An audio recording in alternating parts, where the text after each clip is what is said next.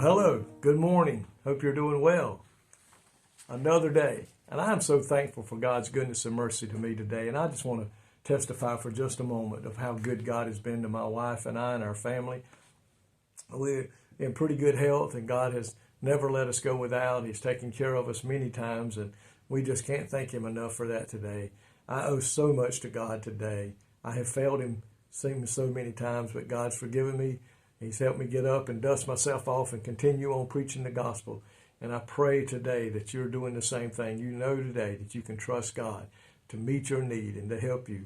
And when we fail Him, and we are going to do that, my friend, we're in the flesh, we're going to do that. We need to realize that we can still ask for forgiveness, and He will forgive us.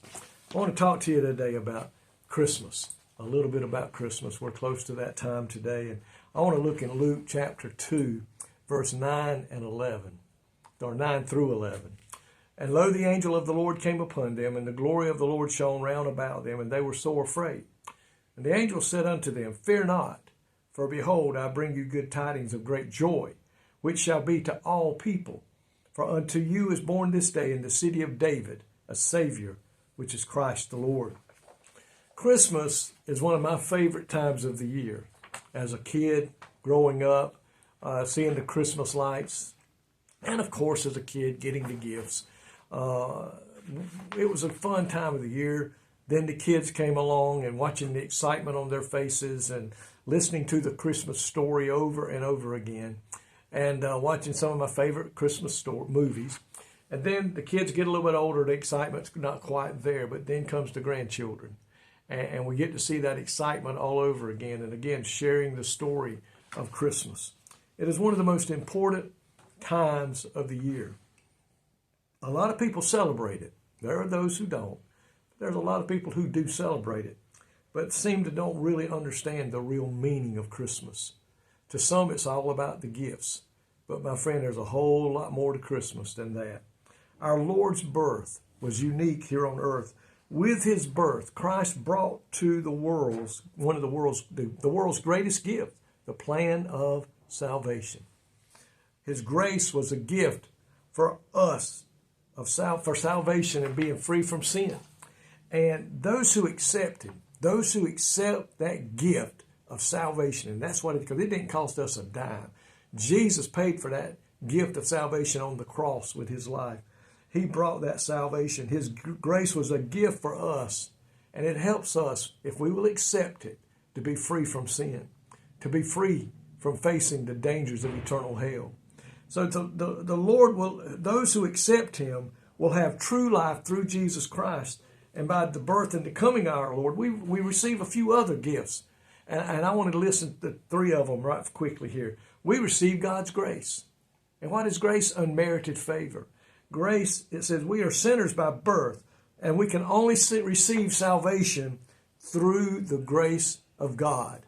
And I'm so thankful for that. We receive justification as a free gift. Adam brought sin into the world when him and Eve sinned in the garden. Jesus, however, brought justification and reconciliation to Him. Jesus brought forgiveness of the sin that we were born in. We were born sinners, my friend. Not a one of us was born saved. We were born sinners, and we must accept the gift of justification and reconciliation and grace. And one of the greatest of all, we receive the gift of eternal life. When we accept the grace and we accept Jesus' salvation, we receive eternal life. What a precious gift that is. Sin brings eternal death and separation from God. The gift of God brings salvation. It brings eternal life to where we're going to spend eternity forevermore with Him in the place called heaven that He has prepared for the children and the saints of God. So we see the meaning of Christmas is very great. Jesus came to earth, born in a manger, grew up until He was a young man, preaching the gospel, giving us the plan of salvation, dying on a cross that our sins could be covered by the blood. And then He said, I go to prepare a place, and one day I'll come back and bring you that where I am, you can be with me. So we see all these things here, what makes Christmas so great. It's exciting about the gifts. I'm not demeaning that in no way. But we must understand that that is not exactly what Christmas is about. It is about celebrating the birth of our Lord and Savior, Jesus Christ, and knowing that we are saved forevermore if we will just accept that free gift that he offers to every man, woman, boy, and girl, the plan of salvation. And if you will accept that, my friend, you will avoid that eternal death of separation from God in hell, and you will be with him forevermore in a place called heaven that he has prepared for us. Oh, you think you've seen beautiful places decorated with Christmas lights and all? My friend, there's nothing in this old world that can compare to what we're going to see when we make heaven our home. Thank you, Lord, today for what you did for us that brought the meaning of Christmas. Lord, we know today Christmas is a wonderful time for family and friends and get-togethers. But the one thing we must celebrate is your coming to earth as a babe and dying for us that we could be forgiven of our sins. And Lord, I thank you for that today. In Jesus' name, amen. May God richly bless you today is my prayer.